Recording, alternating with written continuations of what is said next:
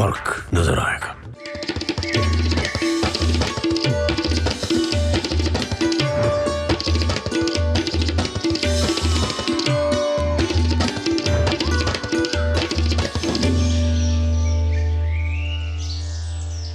नमस्कार, एक नई सुबह की शुरुआत के साथ एक बार फिर हम हाजिर हैं नए तेवर, नए कलेवर, नई सोच के साथ नया सवेरा के इस खास अंक को लेकर। मैं हूं शहला निगार और मेरे साथ है मेरी सहयोगी भावना। सुप्रभात शैला, धन्यवाद। आप सभी को भी सुप्रभात। अगले 1 घंटे में हम आपको दिखाएंगे देश और दुनिया की ताज़ा तरीन खबरें, और जिन प्रमुख खबरों पर आज हमारी नज़र होने वाली है वो है संसद का आज से बजट सत्र शुरू होने वाला है और कल केंद्रीय वित्त मंत्री पेश करेंगी अंतरिम बजट, और आज राष्ट्रपति अभिभाषण के साथ शुरू होगा संसद का बजट सत्र।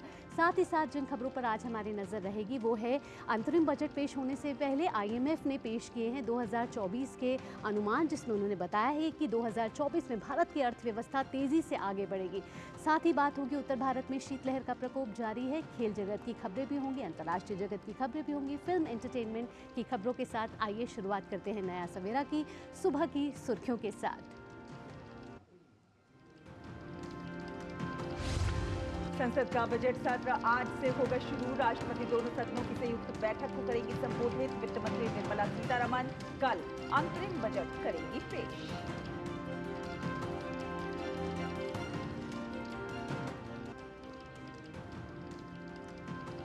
अंतरिम बजट से पहले अर्थव्यवस्था के मोर्चे पर बड़ी खबर। IMF ने भारत को 2024 में सबसे तेजी से बढ़ती अर्थव्यवस्था बताया। 2023-2024 में भारत की विकास दर का अनुमान बढ़ाकर 6.7% किया।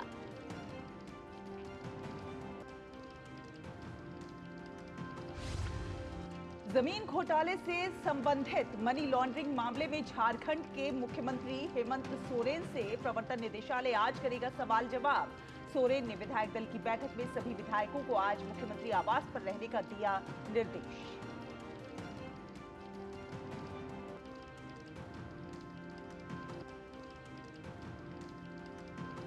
भारी बर्फबारी के बाद अटल टनल के पास फंसे 300 पर्यटकों को किया गया रेस्क्यू। उधर दिल्ली NCR समेत उत्तर भारत में घने कोहरे के कारण विजिबिलिटी हुई काफी कम। मौसम विभाग ने आज बारिश के जताए आसार।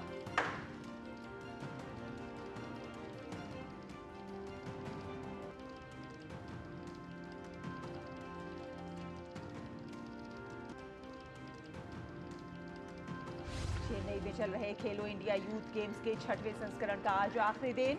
शाम 6 बजे होने वाले समापन समारोह में केंद्रीय खेल मंत्री अनुराग सिंह ठाकुर करेंगे शिरकत।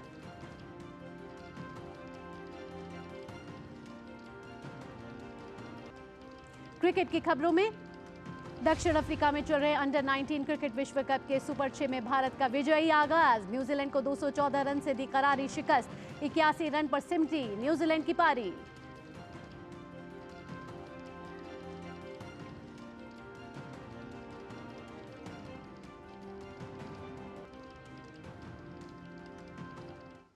और चलिए नया सवेरा में सबसे पहले देखते हैं देश भर से कुछ खास खबरें। जी हाँ, शुरुआत करते हैं। आज से संसद का बजट सत्र शुरू हो रहा है और सत्र की शुरुआत संसद के दोनों सदनों की संयुक्त बैठक में राष्ट्रपति द्रौपदी मुर्मू के संबोधन से होगी। वित्त मंत्री निर्मला सीतारमण कल अंतरिम बजट पेश करेंगी। यह सत्र अगले महीने की 9 तारीख तक चलेगा। इस बीच सत्र से पहले सरकार ने दोनों सदनों के सुचारू संचालन सुनिश्चित करने के लिए एक सर्वदलीय बैठक की। बैठक के बाद संसदीय कार्य मंत्री प्रहलाद जोशी ने कहा कि सरकार नियमानुसार सभी मुद्दों पर चर्चा के लिए तैयार है। उन्होंने विपक्षी दलों से दोनों सदनों में कामकाज के सुचारू संचालन के लिए सरकार से सहयोग करने और तख्तियां नहीं लाने का आग्रह किया।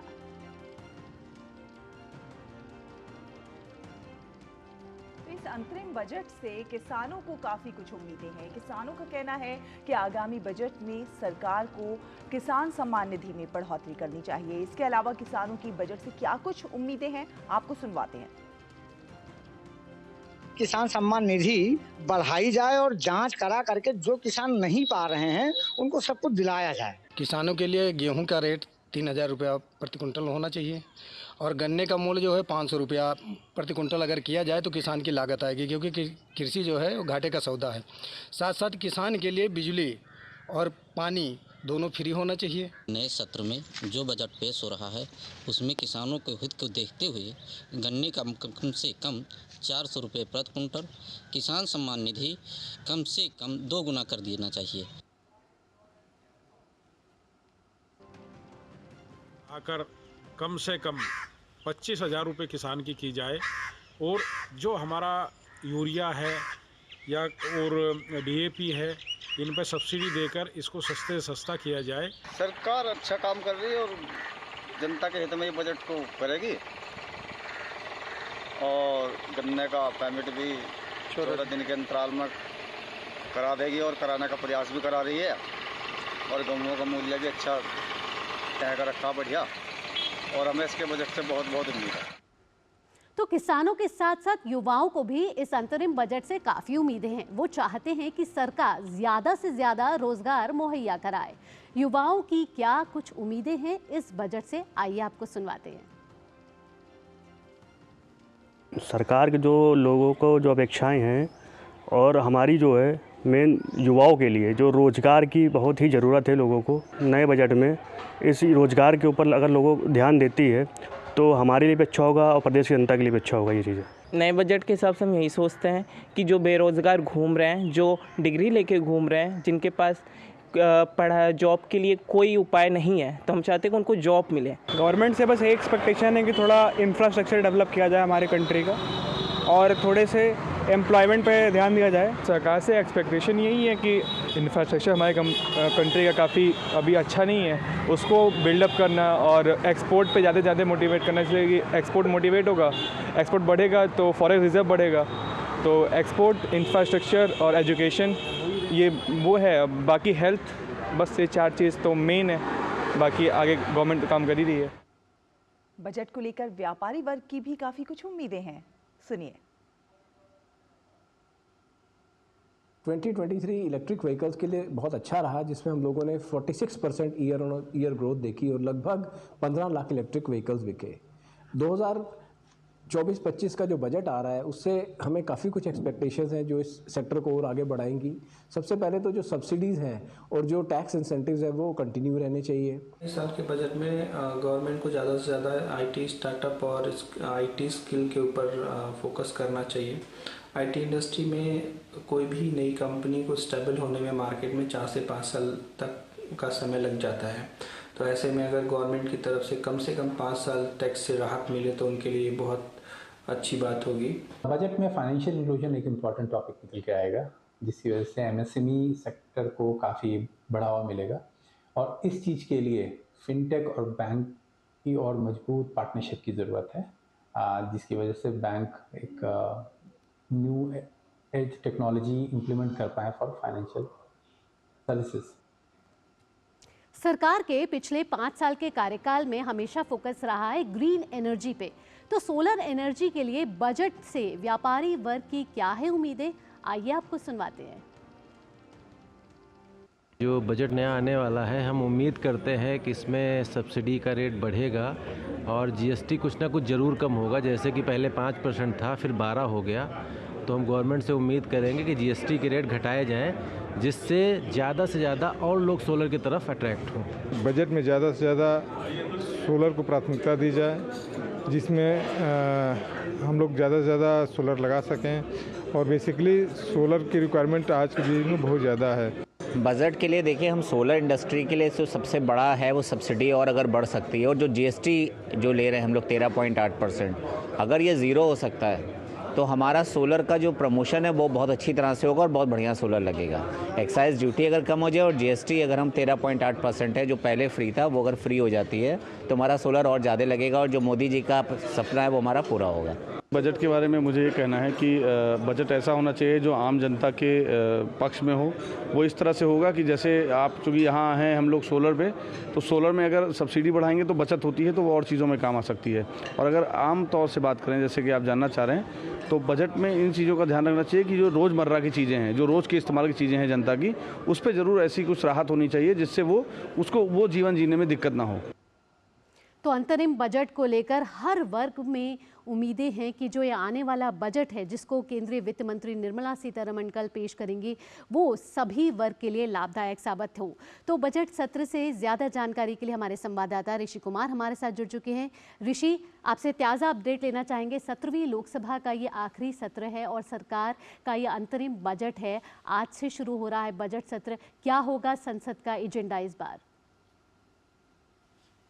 देखिए, जहाँ तक इस सत्र की बात करें तो ये अंतरिम बजट के रूप में ये सत्र लाया जा रहा है और जानते हैं कि ये आखिरी सत्र है इस सरकार का। यानी कि अंतरिम बजट के माध्यम से सरकार चुनाव के समय तक या उसके बाद तक का जो समय है उसके लिए एक ऐसा प्रारूप बजट के माध्यम से रखेगी जिसमें कि देश का जो खर्चा है और जो कामकाज है उसको आगे बढ़ाया जाएगा। जहाँ तक अंतरिम बजट के माध्यम से वित्त मंत्री निर्मला सीतारमण के द्वारा जो प्राथमिकताएं हैं, जो मुद्दे हैं और जिन सेक्टर्स को फोकस किए जाने की तमाम उम्मीदें जो बताई जा रही हैं, उसमें कृषि को प्राथमिकता दिए जाने की बात अभी तक सामने आई है। साथ ही साथ सोलर है या इंफ्रास्ट्रक्चर है, इन सब चीजों को सरकार आगे आने वाले समय में और बजट में उसको शामिल कर सकती है प्राथमिकता के रूप में। जहाँ तक जी ऋषि, आपकी आवाज हम तक नहीं आ रही है, शायद म्यूट हो गया, उसे अनम्यूट कीजिए। जी ऋषि, इस अभिभाषण के माध्यम से इस अभिभाषण के माध्यम से, राष्ट्रपति के अभिभाषण के माध्यम से सरकार ने अब तक जो कामकाज किया है और जो सरकार की जो आने वाले समय की जो दिशा है उसका भी हमें पता लगेगा। इस अभिभाषण के माध्यम से ये तय होगा कि सरकार किस डायरेक्शन में आ चुकी है और किस डायरेक्शन में जाना चाहती है।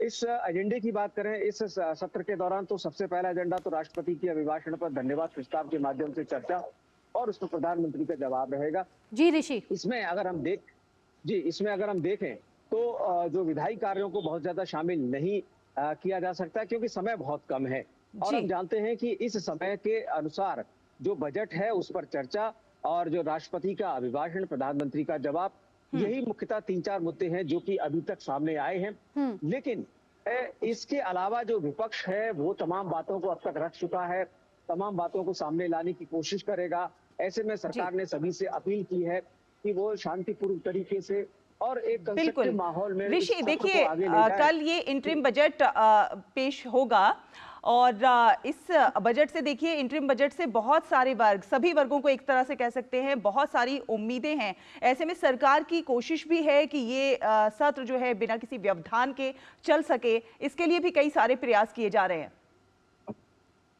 बिल्कुल, देखिए सबसे पहला प्रयास इसमें यही किया गया कि ऑल पार्टी मीटिंग के माध्यम से सरकार ने सभी जो स्टेक होल्डर है, सभी जो राजनीतिक दल हैं उनके साथ कल बैठक की और अपना एजेंडा सरकार ने सभी दलों के सामने रखा और सभी दलों ने भी अपने अपने एजेंडे, अपनी अपनी प्राथमिकताएं और अपने मुद्दों को सरकार के सामने रखा। सरकार ने कहा कि हम इन सब बातों पर चर्चा करने के लिए तैयार। एक जो बेहद महत्वपूर्ण बात है कि अभी हाल ही में जिस तरीके से हमने पिछले सत्र में देखा था 11 सांसदों के निलंबन की प्रक्रिया को राज्यसभा के सभापति ने अपने विशेषाधिकार के माध्यम से, हालांकि जो प्रिविलेज कमेटी है उसने उसे नियमों के उल्लंघन का दोषी माना था, लेकिन इसके बावजूद भी क्योंकि ये राष्ट्रपति का अभिभाषण नए संसद भवन में पहली बार होगा, तो ऐसे में एक खुशनुमा माहौल को बनाए रखते हुए सभापति ने इन सभी 11 सांसदों के निलंबन को रद्द किया और उनको सदन में आने की अनुमति दी है। तो कहीं ना कहीं ये बताता है कि चेयर की तरफ से भी इस बात की कोशिश की जाएगी कि जो भी गतिरोध हैं वो अब तक अगर हुए उनको निपटा लिया जाए और बिना गतिरोध के ये जो छोटा सा सत्र है इसको आगे बढ़ाया जाए। जी ऋषि, साथ ही मैं आपसे पूछना चाहूँगी कि जिस तरीके से राष्ट्रपति का अभिभाषण होगा और पिछले 5 साल का कार्यकाल सरकार का रहा है और राष्ट्रपति, हालांकि हर बारी बजट सत्र से पहले अभिभाषण होता है दोनों सदनों को लेके, लेकिन इस बारी ये खास इसलिए भी है क्योंकि संसद की नई बिल्डिंग है, साथ ही साथ चुनावों से पहले ये आखिरी सत्र है और सरकार की 5 साल की कार्य की जो सफलताएं हैं उसका भी कहीं ना कहीं ब्यौरा दिया जाएगा। बिल्कुल, एक तो राष्ट्रपति के अभिभाषण में चूंकि राष्ट्रपति संसद का अंग है और उनके माध्यम से संसद की जो कार्यवाही है, हम जानते हैं कि हर साल जो पहला सत्र होता है उसको और किसी भी सरकार का जो पहला सत्र होता है, दोनों ही परिस्थितियों में राष्ट्रपति के अभिभाषण से संसद का सत्र शुरू होता है। तो इस भाषण में पूरी तरीके से इस बात को रेखांकित किया जाता है कि कैसे सरकार का जो कामकाज है वो चल रहा है और जो दिशा है वो क्या अब तक रही है और आगे आने वाले समय में सरकार किन किन मुद्दों पर आगे बढ़ना चाहती है। ठीक, तो ऋषि बहुत बहुत धन्यवाद। हालांकि ये छोटा सत्र होने वाला है लेकिन अपने आप में बहुत महत्वपूर्ण है। इतनी महत्वपूर्ण जानकारी देने के लिए बहुत बहुत धन्यवाद। चलिए बढ़ते हैं आगे। फिलहाल वक्त हो चला एक छोटे से ब्रेक का। नया सवेरा में ब्रेक के बाद भी डीडी न्यूज पर खबरों का सिलसिला यूं ही जारी रहेगा। कोविड ने हम लोगों को work from home and flexibility दोनों सिखा दी। Handling my job responsibilities and अपना घर। एनपीएस भी इसी तरह फ्लेक्सिबल है। इन्वेस्टमेंट ऐप के थ्रू अपना अकाउंट इजीली ओपन किया और अब उसी ऐप के थ्रू अपना अकाउंट फुल्ली ऑपरेट कर रहा हूँ। कोई रिस्ट्रिक्शन नहीं है, किसी भी समय लॉग इन कर सकता हूँ और अपने इन्वेस्टमेंट की अमाउंट चेंज भी कर सकता हूँ। जितना पॉसिबल होता है उतना अपने इनकम से बचाता हूँ और अपने एनपीएस अकाउंट में इन्वेस्ट करता हूँ। अपने बेहतर कल को सुनिश्चित करने के लिए एनपीएस जरूरी है। मोदी सरकार की गारंटी, हर घर पहुंचेगा नल से जल। अब तक 13.5 करोड़ से अधिक नल कनेक्शन। हमारा संकल्प विकसित भारत।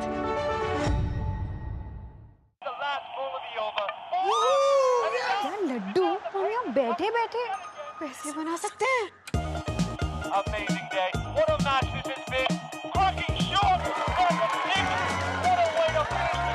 गाइस, मैं तुम्हारे बिजनेस आइडिया का बड़ा फैन हूं। अब बिजनेस चाहे जो भी, एसबीआई का करंट अकाउंट तो चाहिए ना।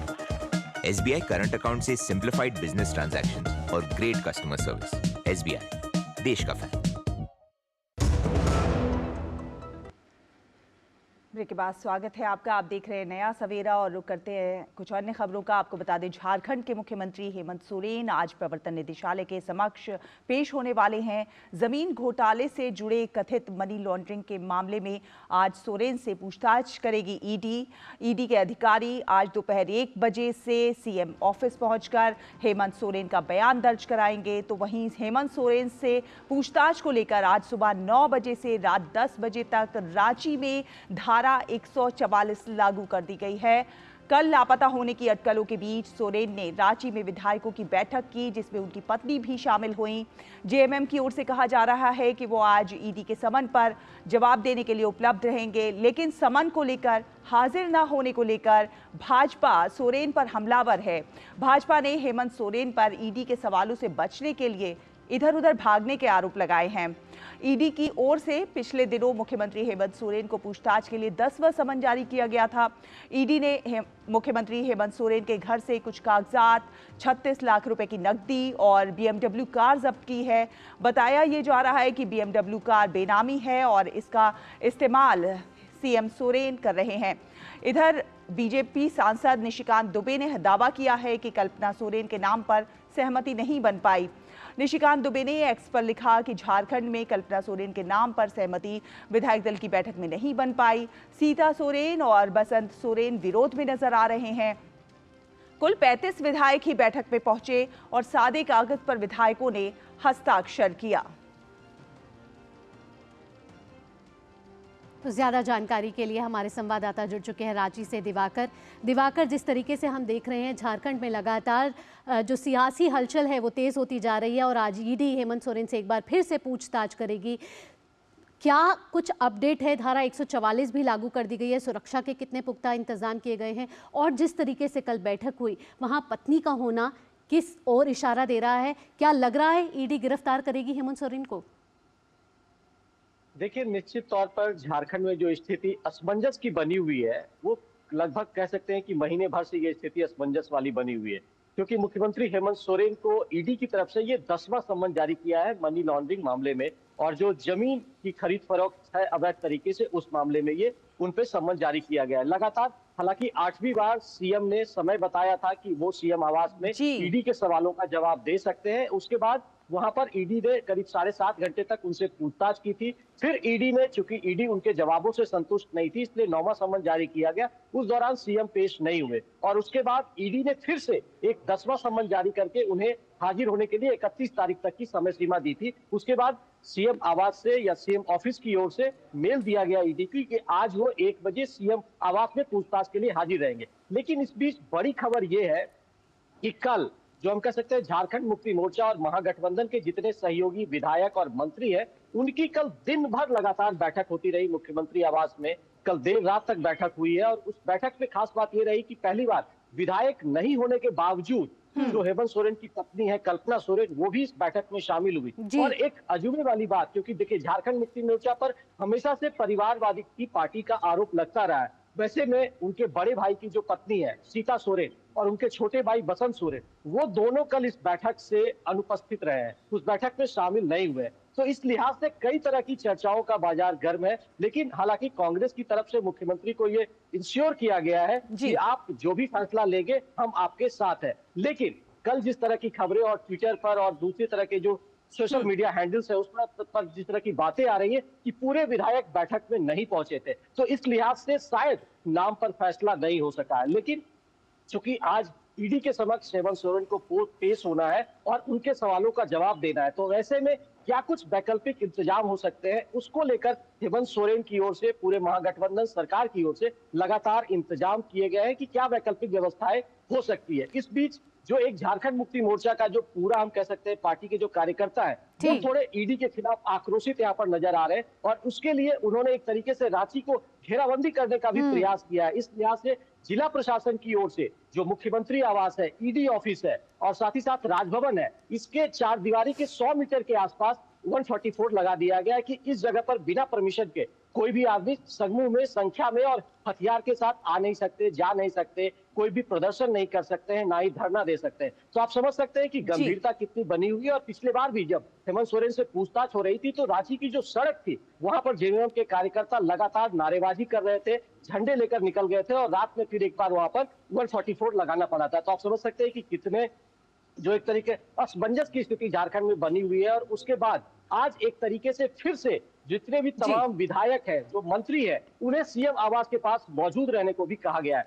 तो आप समझ सकते हैं कि कितने तनाव में मुख्यमंत्री हेमंत सोरेन है और वो जो लगातार पिछले 2-3 दिनों से जो गतिविधियां दिख रही है कि किस तरह से ईडी से वो बचते हुए या भागते हुए फिर रहे हैं, तो उसके लिए भी एक तरीके से उन्होंने वैकल्पिक इंतजाम किया है। और दिवाकर देखिए, कहीं चिंगारी होती है तो वहीं पर धुआं भी उठता है, यानी कि हेमंत सोरेन भी समझते हैं कि असलियत क्या है और इसीलिए वो बच रहे हैं, भाग रहे हैं और आखिरकार अब वो ईडी के सवालों के जवाब देने के लिए तैयार हुए हैं। देखने वाली बात ये होगी कि वो क्या कुछ इसमें निकल कर आता है। लेकिन जिस प्रकार से ये बैठकें होना और उसमें मुख्यमंत्री की पत्नी का होना, तमाम सारे अटकलों के बाजार तो गर्म हो ही गए हैं और जाहिर सी बात है कहीं ना कहीं कुछ ना कुछ खिचड़ी तो पक रही है और उन्हें भी लग रहा है कि हम गिरफ्तार हो सकते हैं। देखिए, निश्चित तौर पर यही डर उन्हें सता रहा है, क्योंकि अब जब ईडी एक बार फिर से क्रॉस सवाल मुख्यमंत्री से अभी तक 10 सम्मन के बावजूद अभी तक सिर्फ एक ही बार पूछताछ हुई है, तो उनको भी इस बात का डर है कि अगर अगली बार जब ईडी की तरफ से जो क्रॉस सवाल उनसे पूछे जाएंगे उसमें कहां कुछ स्थिति बनती है। और निश्चित तौर पर यह कहा भी जा रहा है, सूत्रों से जो मुझे जो जानकारी मिली है कि कुछ न कुछ ईडी के पास मुख्यमंत्री के खिलाफ सबूत भी मिले हैं, जिसके आधार पर ईडी लगातार उन पर दबिश दे रही है और उसके बाद ये भागते फिर रहे हैं। और जिस तरीके से दिल्ली में जो इस तरह से सीएम एकाएक बैक डोर से वहां से निकल गए, उसके बाद करीब 40 घंटे तक वो ट्रेसेबल नहीं रहे और उसके बाद झारखंड में कल एकाएक दोपहर बाद सीएम प्रकट होते हैं, तो इसके बाद जो अब कह सकते हैं अटकलें तो लगी रही है। मीडिया में खबरें 10 तरह की आ रही है कि मुख्यमंत्री किस तरह से वहां से भागे हैं, ईडी से छुपते फिर रहे हैं और उनके सवालों से बच रहे हैं। और उसके बाद एक जो दबाव की राजनीति है झारखंड मुक्ति मोर्चा की ओर से, वो ये दिखाता है कि किस तरीके से विधायकों को, मंत्रियों को, सबको रांची में इकट्ठा होने के लिए कहा जाता है और झारखंड मुक्ति मोर्चा के कार्यकर्ता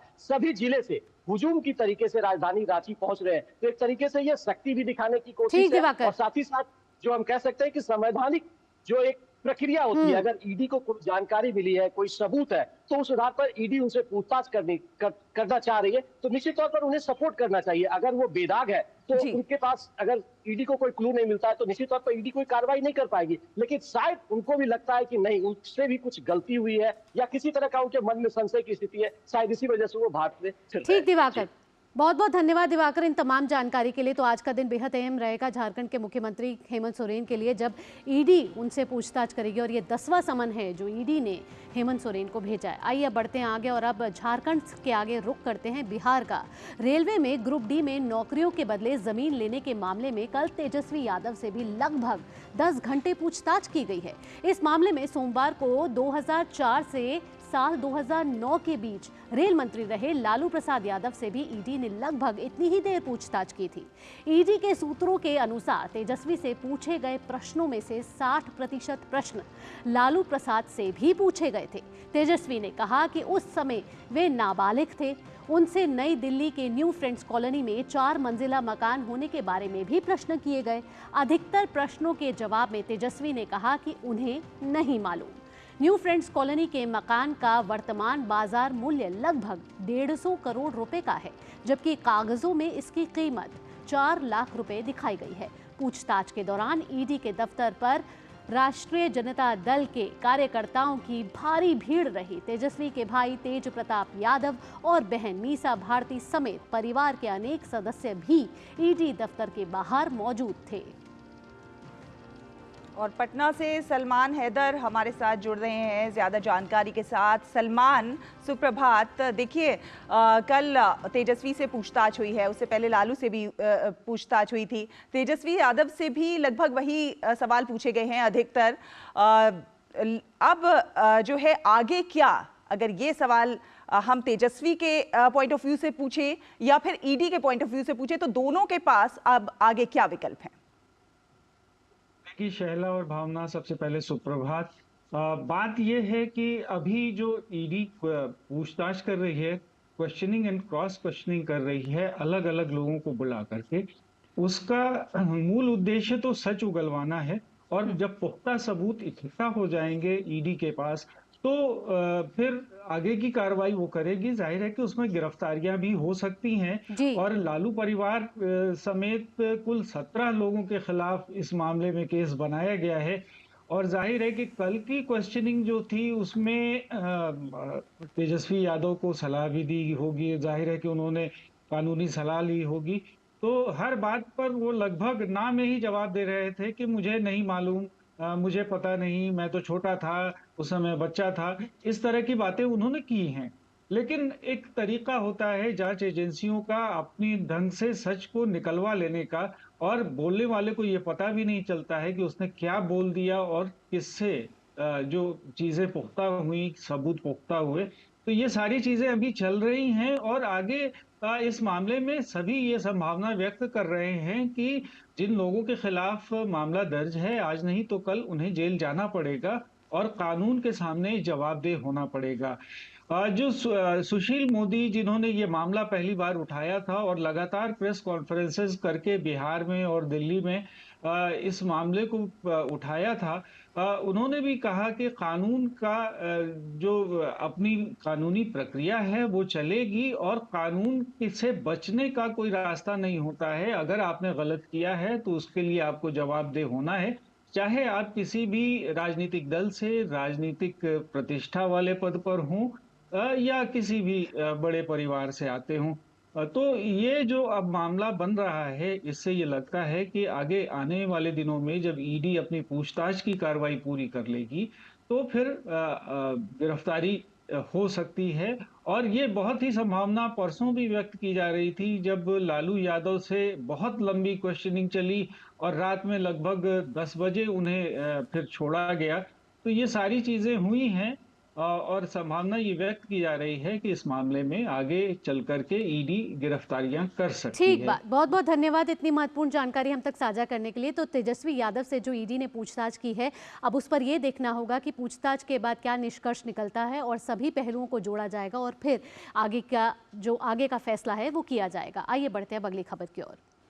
जी हाँ, बात करते हैं हिमाचल प्रदेश के मध्य और उच्च पर्वतीय कई क्षेत्रों में मौसम ने करवट बदलनी शुरू कर दी है। बर्फबारी के कारण रोहतांग में अटल सुरंग के साउथ पोर्टल के पास फंसे 300 पर्यटकों को पुलिस ने रेस्क्यू किया है। और इसी पर ज्यादा जानकारी के साथ हमारी सहयोगी संवाददाता नंदिनी मित्तल हमारे साथ जुड़ रही हैं। नंदिनी जी, बहुत लोग इंतजार कर रहे थे कि कब बर्फबारी होगी, कब मौसम बदलेगा, और अब जब बर्फबारी हो रही है तो पर्यटक फंस गए हैं और तमाम लोगों को यातायात में भी दिक्कत आ रही है। अभी की ताज़ा स्थिति क्या कुछ है? बिल्कुल, बहुत लंबे इंतजार के बाद, हालांकि जो पहली बर्फबारी होती है वो दिसंबर माह में हो जाती है। और अगर हम रोहतांग और मनाली की बात करें तो वहाँ पर अक्टूबर के बाद कभी भी बर्फबारी हो जाती है। लेकिन एक लंबा इंतजार था क्योंकि सेब बागवान बहुत बेचैनी से बर्फबारी का इंतजार कर रहे थे। पूरी सेब की जो फसल है वो बर्फबारी पर निर्भर करती है। तो एक लंबा इंतजार खत्म हो गया है। न केवल कुल्लू मनाली बल्कि शिमला के ऊपरी भागों में नारकंडा, कुफरी, खड़ा पत्थर, इन सारे जो सेब बाहुल्य इलाके हैं, सेब बागवानों के इलाके हैं, यहाँ पर भी बर्फबारी होने का समाचार मिला है। जबकि निचले इलाकों में कहा जाए तो वर्षा हुई है। शिमला के अगर जामपुर की बात की जाए तो हल्की बर्फबारी वहाँ पर भी रात को हुई है। अभी फिलहाल मौसम खराब है, यानी बादल छाए हुए हैं और हम जो हिमाचल के लोग हैं वो बिल्कुल भगवान को बार बार प्रार्थना कर रहे हैं कि खूब सारी बर्फबारी हो ताकि जो है यहाँ के बागवानों को राहत मिले। ठीक नंदिनी, आगे जिस तरीके से प्रशासन ने किस तरीके के इंतज़ाम किए हैं वो आप बता रही हैं, साथ ही आपने बताया कि अब जो है बारिश का इंतज़ार है। नंदिनी, इन तमाम जानकारी के लिए आपका बहुत बहुत धन्यवाद। चलिए बढ़ते हैं अब आगे बढ़ें और बात करें अब दिल्ली एनसीआर के मौसम की। दिल्ली एनसीआर में भी आज भी सुबह घना कोहरा छाया रहा। विजिबिलिटी नहीं के बराबर होने के कारण इस दौरान लोगों को गाड़ी चलाने में काफ़ी दिक्कत आ रही थी। कोहरे के कारण दिल्ली और एनसीआर में आज मौसम बदल सकता है और मौसम विभाग ने आज आंधी के साथ बारिश का अलर्ट जारी किया है। आने वाले दिनों में पूरे उत्तर भारत में मौसम बदलेगा। हल्की बारिश और बूंदाबांदी की संभावना है। घने बादल छाए रहेंगे। अधिकतम तापमान 20 और न्यूनतम तापमान 10 डिग्री रह सकता है। मौसम विभाग ने चेतावनी जारी की है कि अगले एक हफ्ते तक 3 पश्चिम विक्षोभ तेजी से पश्चिमोत्तर भारत को प्रभावित कर सकते हैं। पश्चिमी विक्षोभ के असर से जम्मू कश्मीर, लद्दाख, गिलगित, बाल्टिस्तान, मुजफ्फराबाद, हिमाचल प्रदेश और उत्तराखंड में अगले 7 दिनों में हल्की से मध्यम बारिश और बर्फबारी हो सकती है। कश्मीर, हिमाचल प्रदेश, उत्तराखंड जैसे पहाड़ी इलाकों में भी बर्फबारी हो रही है। इस बीच अगले 2 दिनों में कहीं कहीं भारी बारिश होने की संभावनाएं जताई गई हैं। अगले 2 दिनों के लिए हिमाचल प्रदेश के चंबा, लाहौल स्पीति, किन्नौर, कुल्लू जिले में मध्यम से भारी बर्फबारी होने की संभावना जताई गई है।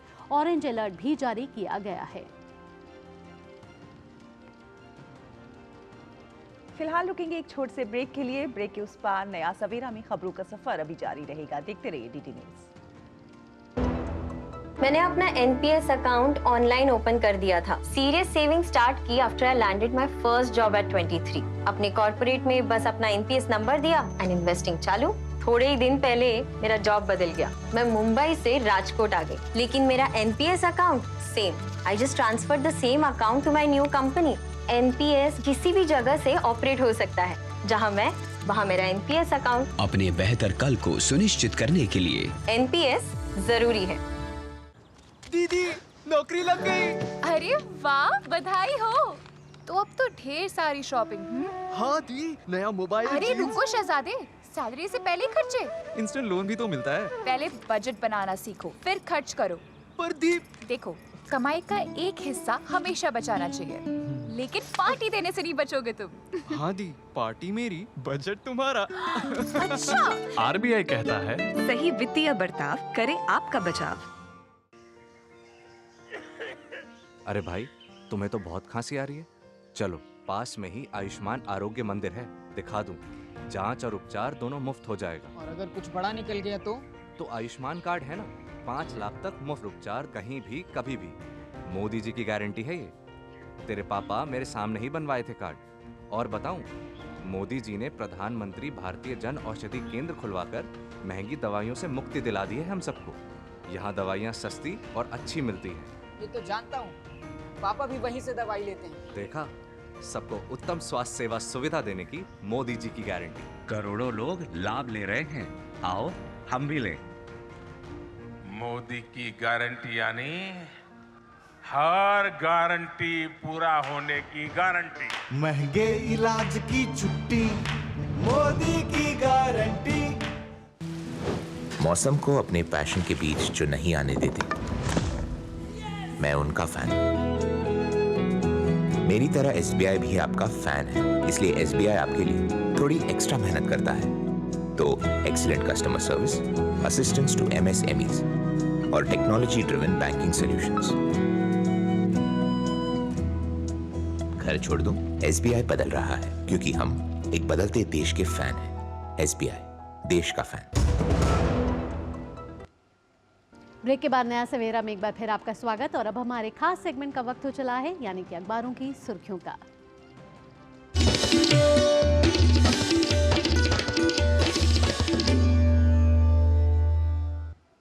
तो अखबारों की सुर्खियां जाने के लिए आपको सीधे लिए चलते हैं हमारे न्यूज़ रूम, जहां मौजूद हैं हमारे सहयोगी पराक्रम। जी पराक्रम, बताइए आज के न्यूज़पेपर्स ने किन खबरों को प्राथमिकता दी है?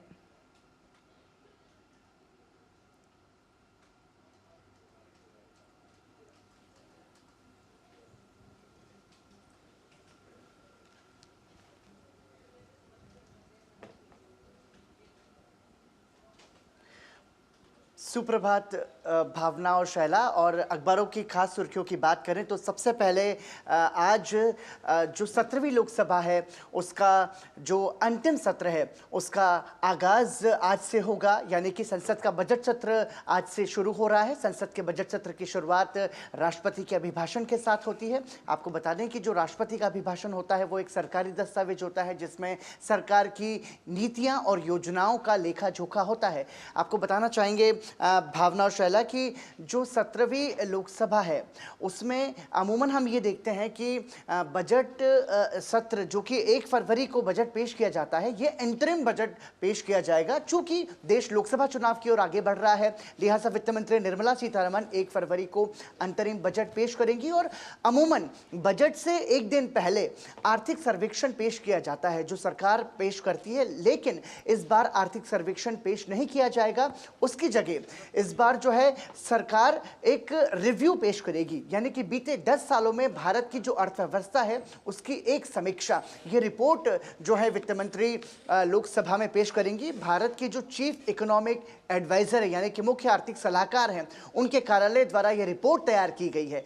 ये महत्वपूर्ण बात है। इसी से जुड़ी हुई जो दूसरी खबर है वो ये है कि सरकार ने नर्म रुख दिखाते हुए जो विपक्षी सांसदों के निलंबन थे उस निलंबन को रद्द कर दिया है। दरअसल सरकार का इसमें ये तर्क था कि जो सांसद निलंबित किए गए थे वो एक तरीके से राष्ट्रपति के अभिभाषण में शामिल नहीं हो पाएंगे। लिहाजा सरकार ने एक अच्छा भाव, पॉजिटिव साइन दिखाते हुए निलंबन सांसदों का जो है विपक्षी सांसदों का वो रद्द कर दिया है। अब हम उम्मीद ऐसी करते हैं कि संसद की एक अच्छी तस्वीर हमें देखने को मिल सकती है।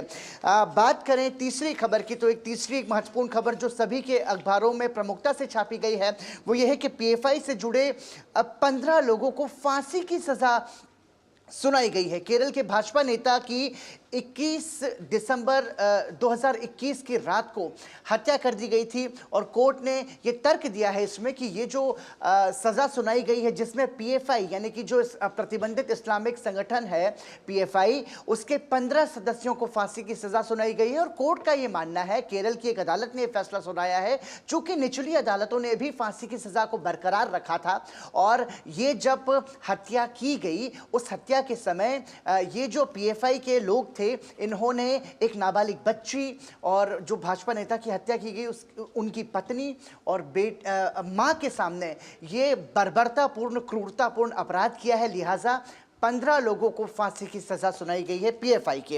ये बड़ी खबर है। इसके अलावा चौथी खबर की बात करें तो छत्तीसगढ़ में नक्सलियों से मुठभेड़ हुई है और इस मुठभेड़ में 3 सुरक्षाकर्मी हमारे शहीद हुए हैं जबकि 15 जवान जख्मी हो गए हैं। आपको बता दें कि घटना बीजापुर और सुकमा जिले के सीमा पर स्थित टेकलगुडेम गांव के पास उस वक्त हुई जब सुरक्षा कर्मियों का एक संयुक्त दल तलाशी अभियान चला रहा था।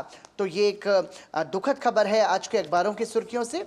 और इसके अलावा यदि हम अगली खबर की बात करें तो हम आपको बताना चाहेंगे कि दिमाग में लगे चिप से जो लकवा रोगी है वो बिना छुए कंप्यूटर चला सकेंगे। दरअसल एलन मस्क की एक कंपनी है, उसने ये जो न्यूरो टेक्नोलॉजी कंपनी है उसने न्यूरालिंक एक चिप बनाई है जो कि दिमाग में प्रत्यारोपित इसे कर दिया जाएगा, और जो लकवा रोगी है जो कि शरीर भी हिला नहीं सकते लेकिन वो अपने दिमाग से कंप्यूटर चला सकते हैं। साथ ही इसमें यह भी दावा किया गया है कि आने वाले समय में इस चिप के जरिए जो लोग देख नहीं सकते उनकी आंखों की रोशनी भी आ सकती है। तो तकनीक की दुनिया से एक ये सकारात्मक खबर हम दर्शकों के लिए लेकर आए हैं। और इसके अलावा जो छठी खबर है वो है मौसम से संबंधित, और वो खबर ये बता रही है कि दिल्ली में साल 2012 के बाद इस साल की जनवरी जो है वो सबसे सर्द रही है, यानी कि सबसे ठंडी रही है। न्यूनतम तापमान जो दूसरा सबसे कम रहा है वो 6.2 डिग्री रहा है। इससे पहले वर्ष 2013 की जनवरी में औसत न्यूनतम तापमान 6.1 डिग्री दर्ज किया गया था। तो भावना और शैला, देखिए हम चूंकि राजधानी दिल्ली में रहते हैं और आज भी हमने देखा कि कितना कोहरा सड़कों पर था, और एक बड़ी समस्या ये भी है कि जो वायु प्रदूषण है वो भी एक बड़ा चिंता का विषय बना हुआ है। धन्यवाद पराक्रम। इन तमाम अखबारों की मुख्य सुर्खियों जो आज प्रकाशित हुई हैं अखबारों में, उनको हमारे दर्शकों तक साझा करने के लिए आइए अब बढ़ते हैं आगे और दुनिया भर की कुछ खास खबरों पर नजर डालते हैं।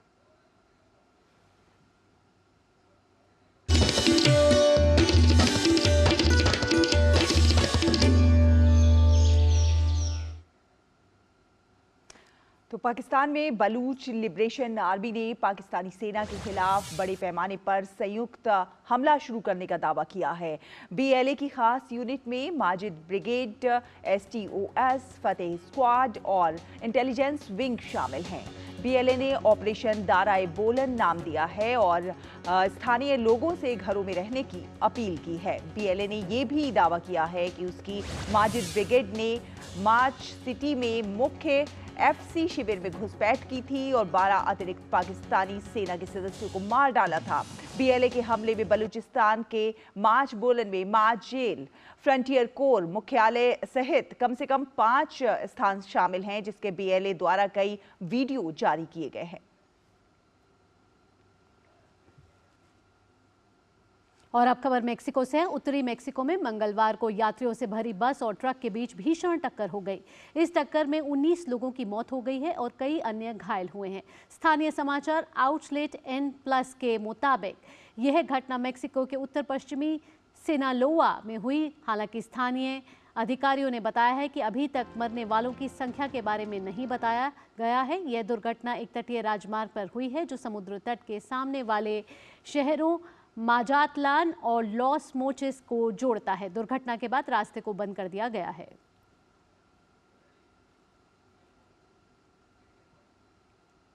उत्तर कोरिया ने बुधवार को सामरिक क्रूज मिसाइल का सफलतापूर्वक परीक्षण किया।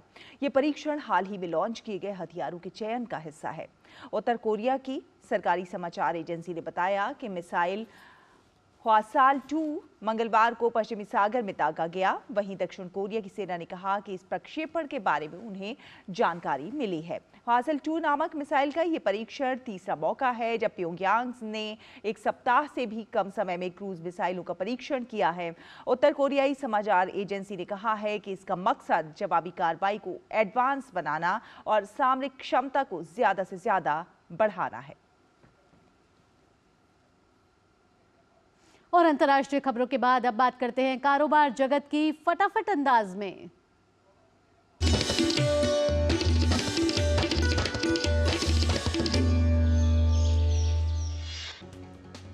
अंतरिम बजट से पहले अर्थव्यवस्था के मोर्चे पर बड़ी खबर। आईएमएफ ने भारत को 2024 में सबसे तेजी से बढ़ती अर्थव्यवस्था बताया। 2023-24 में भारत की विकास दर का अनुमान बढ़ाकर 6.7% किया। जी एंटरटेनमेंट एंटरप्राइजेस और सोनी पिक्चर्स नेटवर्क्स इंडिया के बीच मुंबई और सिंगापुर में मुकदमा शुरू हो गया है। जगुआर लैंड रोवर इंडिया ने रेंज रोवर पोर्टफोलियो में entry level range rover evoke का 2024 एडिशन लॉन्च किया है। उधर मारुति सुजुकी को पीछे छोड़कर टाटा मोटर्स अब सबसे वैल्यूएबल ऑटो कंपनी बन गई है। टाटा मोटर्स ने 7 साल बाद मारुति सुजुकी को मार्केट कैपिटलाइजेशन के मामले में पीछे छोड़ा है। टोयोटा मोटर कॉर्प 2023 में दुनिया की top selling car maker company बन गई है। इस दौरान कंपनी ने दुनिया भर में 1.12 करोड़ गाड़ियां बेची। अडानी ग्रुप की company Adani total gas limited ने फाइनेंशियल ईयर 2023-24 की तीसरी तिमाही अक्टूबर-दिसंबर के नतीजे घोषित कर दिए हैं। मोटो G24 पावर स्मार्टफोन 8,999 रुपए की शुरुआती कीमत में लॉन्च हुआ है। इसमें 50 MP quad pixel camera, 6000 mAh की बैटरी और 2 स्टोरेज ऑप्शन हैं। Realme 12 Pro 5G smartphone series launch हुआ है। 120x सुपर जूम के साथ 50 मेगापिक्सल का सोनी IMX 890 कैमरा सेंसर। शुरुआती कीमत है इसकी 26,000 रुपए। टेलीकॉम कंपनी रिलायंस जियो ने सरकार को देश में 2G और 3G नेटवर्क सर्विसेज को बंद कर मौजूदा यूजर्स को 4G और 5G नेटवर्क पर शिफ्ट करने की सलाह दी है।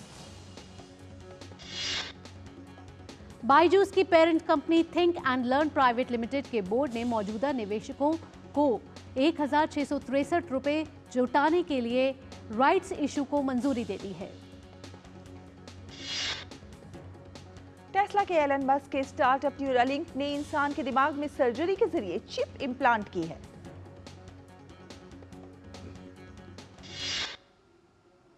नया सवेरा में बढ़ते हैं आगे और अब देखते हैं खेल जगत से जुड़ी खबरें।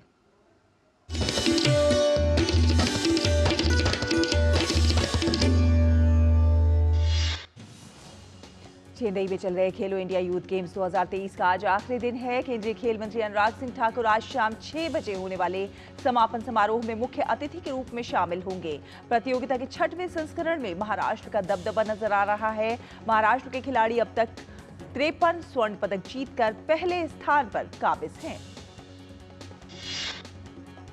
दक्षिण अफ्रीका में चल रहे अंडर 19 क्रिकेट विश्व कप के सुपर 6 स्टेज में भारत ने न्यूजीलैंड को 214 रन से हरा दिया है। टॉस हारकर पहले बल्लेबाजी करते हुए भारतीय टीम ने 50 ओवर में 8 विकेट गंवाकर 295 रन बनाए थे। मुशीर खान ने 131 रन की पारी खेली, वहीं आदर्श सिंह ने 52 रन बनाए।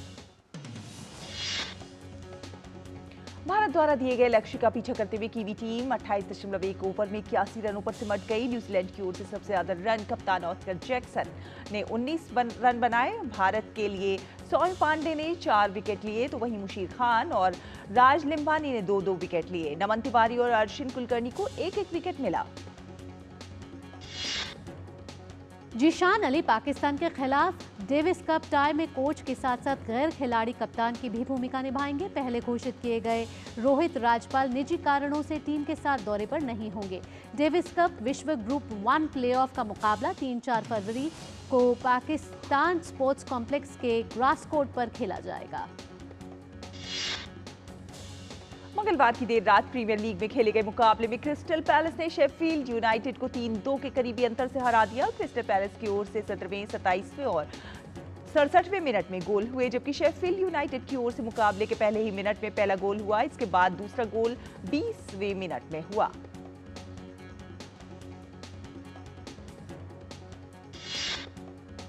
प्रीमियर लीग में ही खेले गए एक अन्य मुकाबले में आर्सेनल ने नॉटिंघम फॉरेस्ट को 2-1 से हरा दिया है। दूसरे हाफ में 65वें मिनट में गैब्रियल जीसस के गोल से आर्सेनल को पहली सफलता मिली, जबकि टीम की ओर से बुकायो साका ने 72वें मिनट में दूसरा गोल दाकर स्कोर 2-0 से कर दिया। नॉटिंघम फॉरेस्ट की तरफ से एकमात्र गोल 89 मिनट में हुआ। प्रीमियर लीग में ल्यूटन टाउन ने ब्राइटन एंड होव अल्बियन पर 4-0 से बड़ी जीत दर्ज की। मैच के हीरो अलाइजा एडेबायो रहे। उन्होंने पहला गोल मुकाबले के पहले मिनट में ही कर दिया। इसके बाद एडेबायो ने 42वें और 56वें मिनट में 2 अन्य गोल दागे। इस मैच में ल्यूटन टाउन के लिए चौथा गोल चिडोजी ने किया। और अब खबरें फिल्म और एंटरटेनमेंट जगत से फटाफट अंदाज में।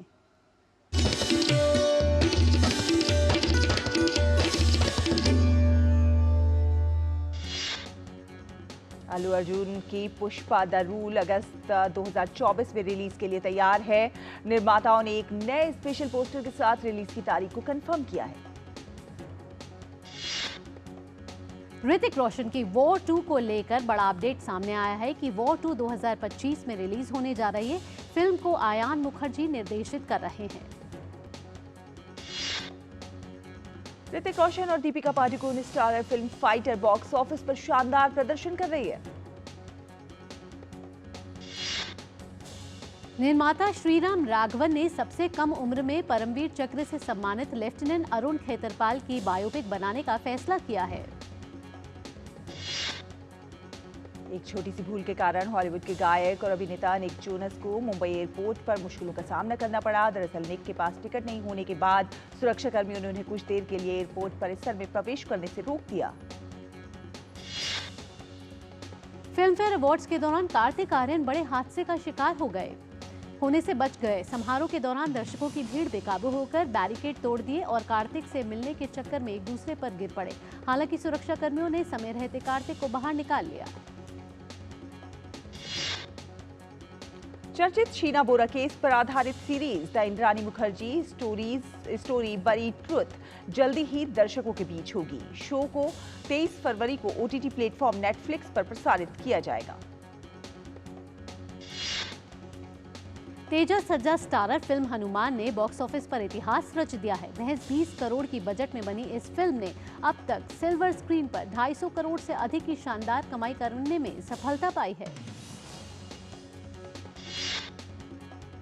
काजोल और करण जौहर लगभग 14 साल बाद एक बार फिर साथ में काम करते हुए नजर आ सकते हैं। रिपोर्टों की माने तो फिल्म सरजमी में दोनों ही साथ में काम करेंगे। इस फिल्म के जरिए सैफ अली खान के बेटे इब्राहिम अली खान अपनी एक्टिंग डेब्यू करने जा रहे हैं। अभिनेत्री जानवी कपूर बहुत जल्द साउथ सुपरस्टार सूर्या के साथ फिल्म कर्ण में नजर आने वाली हैं। राकेश ओम प्रकाश के निर्देशन में बनने वाली ये फिल्म माइथोलॉजिकल स्टोरी महाभारत के किरदार कर्ण की कहानी पर आधारित है। अभिनेत्री परिणीति चोपड़ा ने हाल ही में मुंबई फेस्टिवल 2024 के दौरान लाइव सिंगिंग का परफॉर्मेंस किया। परिणीति ने एक सोशल मीडिया पोस्ट के जरिए इसकी जानकारी देते हुए कहा कि ये मेरे लिए किसी सपने जैसा था। नया सवेरा में अब बात कर लेते हैं मौसम की।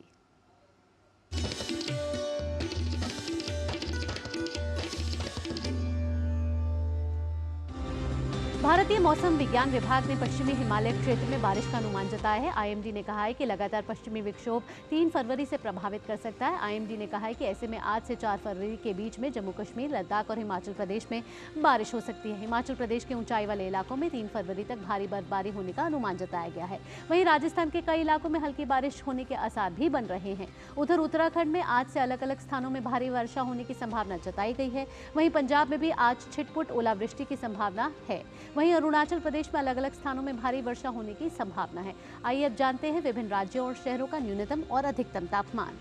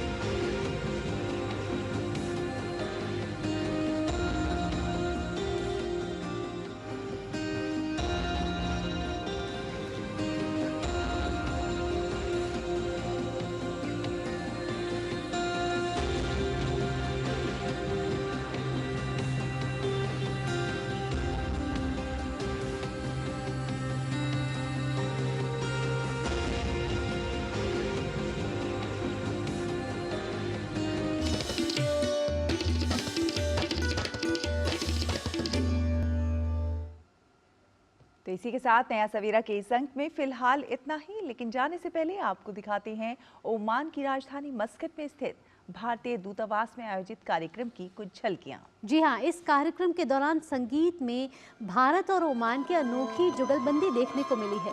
प्रचलित नृत्यांगना ऐश्वर्या ने ओमान के बैंड स्केल्स इंसोम्बल द्वारा बजाई गई वंदे मातरम की धुन पर ओडिशी नृत्य किया। आप इन झलकियों का आनंद लीजिए। मुझे शहला और नया सवेरा की पूरी टीम को दीजिए इजाजत। नमस्कार।